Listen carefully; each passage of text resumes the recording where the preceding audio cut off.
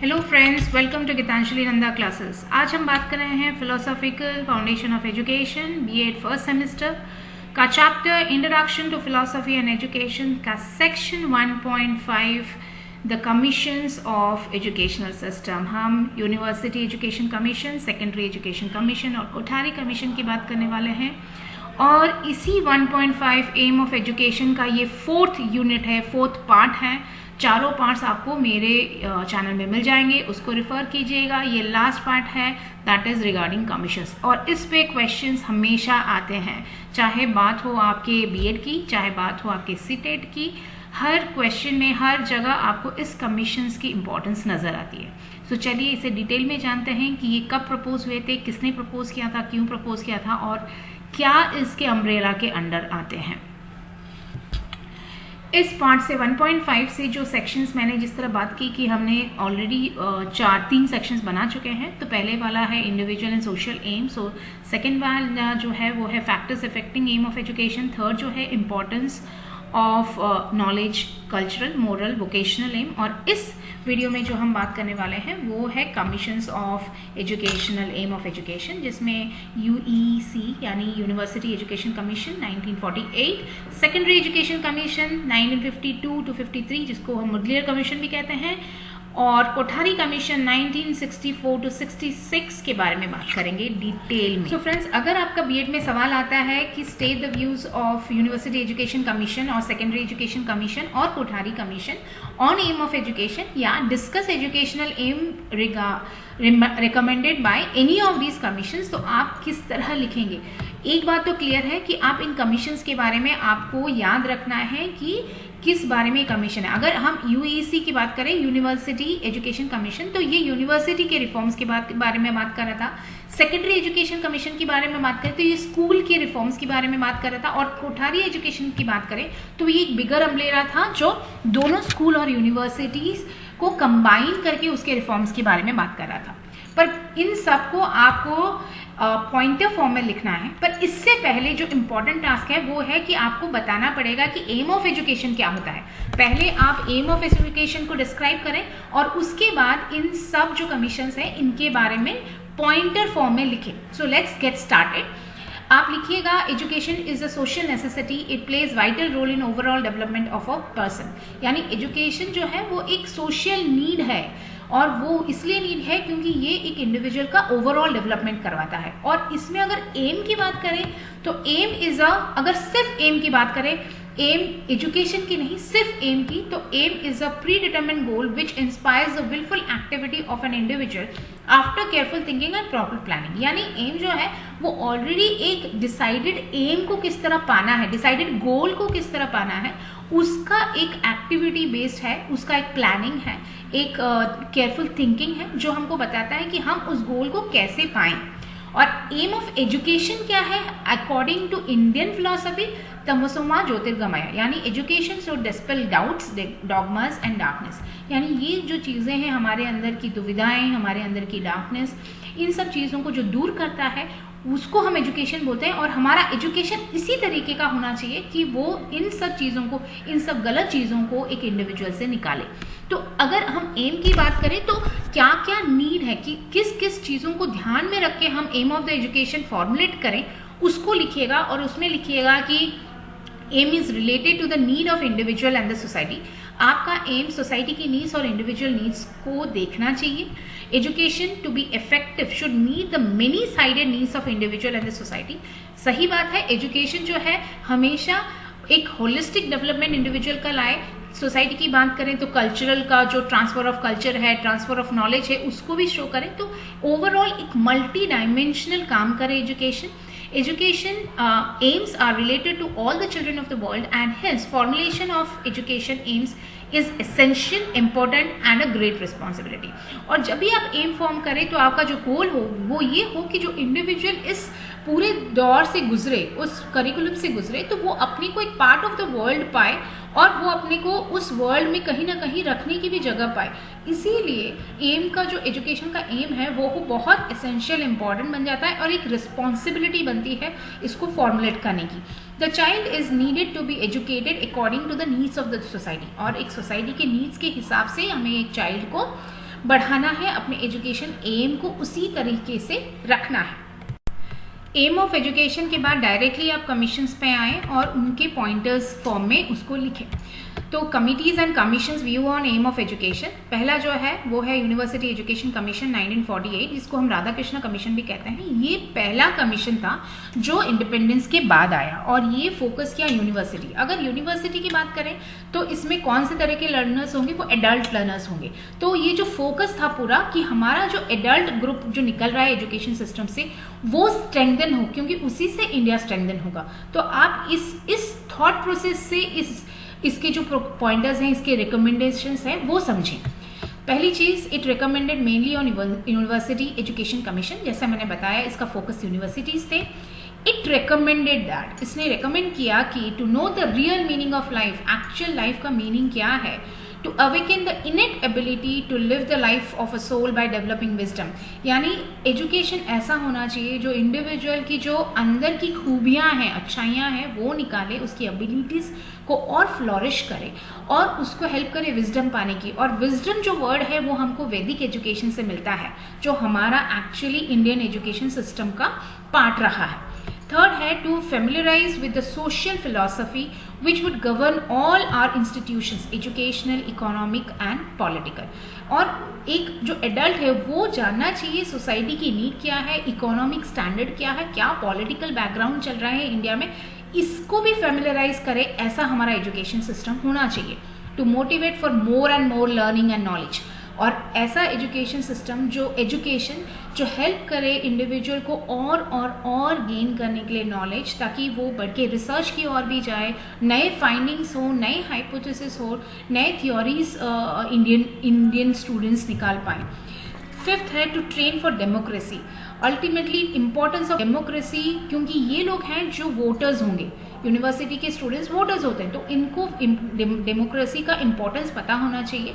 तो एजुकेशन ऐसा होना चाहिए जो डेमोक्रेटिक वैल्यूज उनको बता सके। To train for self development, खुद के डेवलपमेंट के लिए हेल्पफुल हो ऐसा education. To develop certain values like fearlessness of mind and integrity of purpose, ये एक्चुअली निकला था हमारे डायरेक्टली आफ्टर इंडिपेंडेंस। तो ये बहुत ज़रूरी था, लोग ऑलरेडी ब्रिटिशर्स से बहुत डरे हुए थे और वो चाहते थे, राधा कृष्णन चाहते थे कि हमारा एजुकेशन इस तरह बने कि जो एडल्ट्स निकल रहे हैं एजुकेशन से, जो एजुकेटेड हो रहे हैं, वो फियरलेस बने, अपने प्रपोजल से, अपने रिसर्च से, अपने नॉलेज से वो फियरलेस बने और वो इंटीग्रिटी लाए देश में। To familiarize with cultural heritage for its regeneration की बात आई, क्योंकि ब्रिटिशर्स ने काफ़ी हद तक हमारे जो कल्चर थे उसको डीमोटिवेट किया था। तो इनका मानना था कि हम अपने एजुकेशन, अब तो इंडिपेंडेंस मिल गया, अब हम अपना कल्चर को दोबारा रिवाइव करेंगे, रीजनरेट करेंगे और उसमें हमारा education system, higher education system help करेगा। To enable to know the education is life long process, और ये अंडरस्टैंडिंग कि ये जो चेंज हम ला रहे हैं वो एक लाइफ लॉन्ग प्रोसेस है। So education for more and more knowledge throughout the life. 10th है to develop understanding of the present as well as the past. तो इंडिविजुअल्स को, हमारे जो लर्नर्स है, एडल्ट लर्नर्स है, उनको ये बताना चाहिए कि पास्ट में कितनी तकलीफ़ों के बाद हमें इंडिपेंडेंस मिली है, हमारा क्या एजुकेशन सिस्टम रहा है, क्या इकोनॉमिक स्टेट रहा है, क्या पॉलिटिकल स्टेट रहा है और हमारा फ्यूचर पर्सपेक्टिव क्या है। तभी तो एक इंडिविजुअल चेंज ला पाएगा, तभी एक एजुकेटेड इंसान देश में परिवर्तन ला सकता है। इसीलिए उनकी ये अंडरस्टैंडिंग कि पास्ट और प्रेजेंट की होनी ज़रूरी है और वो हमारा एम ऑफ एजुकेशन होना चाहिए। To impart vocational and professional training, ये बहुत इंपॉर्टेंट है और ये हम काफ़ी सारे कमीशंस में पाएंगे। इसके बाद वाले सारे कमीशंस ने एक्चुअली इसको इसी चीज़ पे ज़्यादा एम्फोसिस दिया, क्योंकि वोकेशनल ट्रेनिंग डायरेक्ट एम्प्लॉयमेंट देता है और प्रोफेशनल ट्रेनिंग नॉलेज डेवलपमेंट और overall development of the nation करवाता है। इसलिए ये दोनों चीज़ों पे बहुत इंपॉर्टेंस होनी चाहिए यूनिवर्सिटी लेवल पर। ये यूनिवर्सिटी कमीशन का कहना था, राधा कृष्ण कमीशन। अब बात करते हैं सेकंड कमीशन की, वो है सेकेंडरी एजुकेशन कमीशन। जैसे ही नाम बता रहा है, सेकेंडरी स्कूल्स एंड स्कूल पर ज़्यादा फोकस था। 1952 to 53 आया, यानी यूनिवर्सिटी एजुकेशन कमीशन के बाद वाला जो सेकंड कमीशन हमारे पोस्ट इंडिपेंडेंस आया था, वो था सेकेंडरी एजुकेशन कमीशन, जिसके चेयरमैन थे लक्ष्मीनारायण स्वामी मुदलियार, इसीलिए इसको मुदलियार एजुकेशन कमीशन भी कहा जाता है। और इस कमीशन का रिकमेंडेशन कंप्लीटली स्कूल के बच्चों पर था। तो आप सोच सकते हैं हम क्या चाहते हैं, एक पर्सनालिटी डेवलपमेंट हो, कॉन्फिडेंस डेवलपमेंट हो, लीडरशिप की क्वालिटी आए और बच्चों में पैट्रियटिज्म आए, सेंसिटिविटी आए, डेमोक्रेटिक वैल्यूज हो, टॉलरेंस टू डिफरेंट रिलीजन्स हो, ह्यूमन वैल्यूज को डेवलपमेंट आए। तो ये एक्चुअली एक ओवरऑल फोकस था। इसको किस तरह पॉइंटर फॉर्म में लिखेंगे, चलिए देखते हैं। It recommended that to develop democratic citizenship among children, बच्चों के अंदर डेमोक्रेटिक सिटीजनशिप आए, डेमोक्रेसी का मतलब बच्चे समझें। To train in the art of living efficiently, किस तरह हमें मिलजुल कर रहना चाहिए, एक क्लासरूम में बात करनी चाहिए, डिफरेंट कम्युनिटी से लोग आ रहे हैं, किस तरह हमको अपना एक सोशल लाइफ बिहेव करना चाहिए, सोशल बिहेवियर किस तरह का होना चाहिए, वो लर्निंग होनी चाहिए। डेवलपमेंट ऑफ पर्सनालिटी डेवलपमेंट हो, डिफरेंट एक्टिविटीज़ हों, डिफरेंट सेमिनार्स हों, डिफरेंट जहाँ बच्चे अपने को प्रेजेंट कर सकें, वैसा हमारा करिकुलम होना चाहिए। इंप्रूवमेंट ऑफ वोकेशनल एफिशिएंसी, जिस तरह मैंने बात की फर्स्ट कमीशन यानी यूनिवर्सिटी एजुकेशन कमीशन, उसने भी वोकेशनल की बात की थी, यहाँ भी वोकेशनल की बात आई। कोठारी कमीशन जो है उन्होंने भी इस चीज़ पे बात हुई थी कि वोकेशनल एफिशिएंसी बच्चों की बढ़ाई जाए। डेवलपमेंट ऑफ लीडरशिप क्वालिटीज़, क्योंकि यही बच्चे जाके फ्यूचर लीडर्स बनने वाले हैं, तो लीडरशिप क्वालिटीज़ इस तरह का करिकुलम हो जो लीडरशिप क्वालिटी बढ़ाए बच्चों में। डेवलपमेंट ऑफ ट्रू पैट्रियटिज्म, हम अगर बात करते हैं, हम सुबह का जो प्रेयर रखते हैं या फिर हम राष्ट्रगान गाते हैं, वो भी एक part of aim of education है, जिसको आप अभी समझ सकते हैं, क्योंकि हम पैट्रियटिज्म बच्चों में डेवलप करना चाहते हैं। Cultivate discipline, cooperation, social sensitivity and tolerance, ये चीज़ें हमारे बच्चों में डेवलप होनी चाहिए। एक डिसिप्लिन, क्योंकि हम टाइम फॉलो करते हैं, हर एक टाइम टेबल फॉलो करते हैं। कोऑपरेशन, टीम वर्क होता है, चाहे वो एक्टिविटीज़ हो, चाहे लैब वर्क हो, या फिर हम प्रोजेक्ट वर्क हो, या फिर क्लासरूम में एक नॉर्मल डिस्कशन हो। सोशल सेंसिटिविटी होनी चाहिए, हर एक को वो इम्पोर्टेंस दे। और अब तो इंक्लूसिव एजुकेशन आ गया है, तो जो बच्चे थोड़े से स्पेशल चिल्ड्रन हैं वो भी इसमें इंक्लूडेड हैं, तो और भी सोशल सेंसिटिविटी हम बच्चों में डेवलप कर रहे हैं। और टॉलरेंस आए, अपने में संयमता लाए बच्चा डिसिप्लिन के साथ। 8th है developing human virtues, human rights, human understanding, humanity, development of humanity. Basically हम बात करें तो ये एक बिहेवियरल डेवलपमेंट चाहते थे बच्चों में, एक कॉन्फिडेंट मोर बिहेवियरल डेवलपमेंट जो इंडिया को आगे बढ़ा। 3rd की बात करें तो इंडियन एजुकेशन कमीशन यानी कोठारी कमीशन 1964 to 66, इन पे बहुत क्वेश्चन आता है। ये one of the important commissions माने जाते हैं कि उन्होंने बहुत ही बड़े तरीके से कंप्लीट इंडियन एजुकेशन सिस्टम पर काम किया था। तो फ्रेंड्स, इसको तो बिल्कुल याद करके जाइएगा। द चेयरमैन जो थे वो थे DS Kothari. This commission presented a comprehensive view of Indian education system, जिसमें बोथ यूनिवर्सिटीज और स्कूल आती थी। It recommended that increasing productivity bye linking theories and practical and including science, work experience, vocationalisation of education. इन्होंने बोला कि हम सिर्फ theory पढ़ाएं तो हमें नहीं मिलेगा जो हम जिस तरह का इंडिविजुअल चाहते हैं फ्यूचर में। हमको प्रैक्टिकल और थ्योरी का जो डिफरेंस है वो कम करना है, मोर रियलिस्टिक अप्रोच अपनाना है। हमारी स्टडीज़ में साइंस होनी चाहिए, वर्क एक्सपीरियंस होना चाहिए और वोकेशनलाइजेशन होना चाहिए। इन्होंने बात की थी achieving social and national integrity by introducing common school system which will open for all social and national services. एक common school system, common board की इन्होंने बात की थी, जहां पूरा देश एक मिलकर पढ़े, एक करिकुलम हो, एक पढ़ाई हो, सारे मिलकर बढ़े। Development of an appropriate language policy for mother tongue, Hindi and foreign language. यहाँ एक्चुअली 3 लैंग्वेज सिस्टम की बात कही गई थी कि बच्चा मदर टंग भी सीखे, हिंदी को भी इंपॉर्टेंस दे और एक फॉरेन लैंग्वेज को भी इंपॉर्टेंस दे, जो इंग्लिश बना बाद में। इंग्लिश ही यहाँ भी था। So development of 3 language system with importance to mother tongue, जो दोनों प्रीवियस कमीशंस में नहीं देखे गए थे, यहाँ ये इंपॉर्टेंस आई। Promotion of national consciousness, understanding and reevaluating of our cultural heritage. National consciousness important है, अंडरस्टैंडिंग कि हमारा देश कितना वास्ट है, उसका पास्ट प्रेजेंट फ्यूचर कितना वास्ट है, हमारा कल्चरल हेरिटेज कितना वास्ट है और कितना डाइवर्स है, और इस डाइवर्सिटी के साथ हमारे अंदर रिस्पेक्ट भी होना चाहिए। और इस चीज़ की अंडरस्टैंडिंग और रीइवैल्यूएशन करने वो करिकुलम होना चाहिए जो इन चीज़ को रीइवैल्यूएट करके प्रेजेंट करे। 5th है accelerating the process of modernization. दुनिया बढ़ रही है तो हमें भी अपने एजुकेशन सिस्टम को बढ़ाना है, हमें भी अपने रिसर्च और बच्चों का जो एटीट्यूड है, रिसर्च बेस्ड एटीट्यूड है, इनका जो इनोवेटिव एटीट्यूड है उसको बढ़ाना है। Development of proper interest, attitudes and values for independent study and capacity to think and जज फॉर वनसेल्फ। तो हमारा करिकुलम इस तरह का होना चाहिए जो प्रमोट करे बच्चे के अंदर इंडिविजुअल स्टडी, उसमें इंटरेस्ट पैदा करे, उसके अंदर वो एटीट्यूड डेवलप करवाए कि वो पढ़े और नॉलेज गेन करें।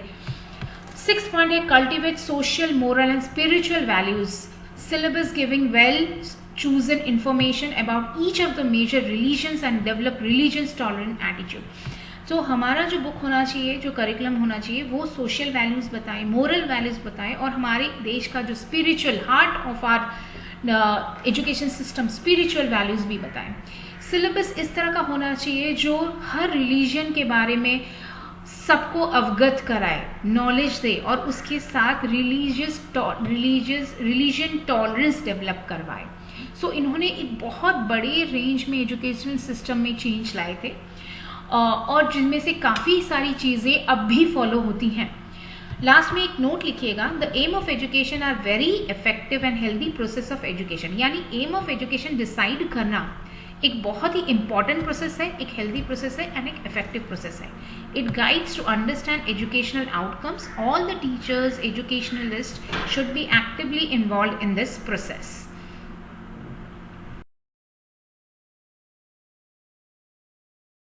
फ्रेंड्स, अगर आपको मेरा एक्सप्लेनेशन अच्छा लगा, समझ में आया, तो लाइक शेयर सब्सक्राइब जरूर कीजिएगा और डिस्क्रिप्शन बॉक्स में डिफरेंट यूनिट्स के वो दिए हुए हैं, देख लीजिएगा। कोई कमेंट्स, कुछ डाउट्स लिख के जरूर बताइएगा। Thank you so much, have a nice day.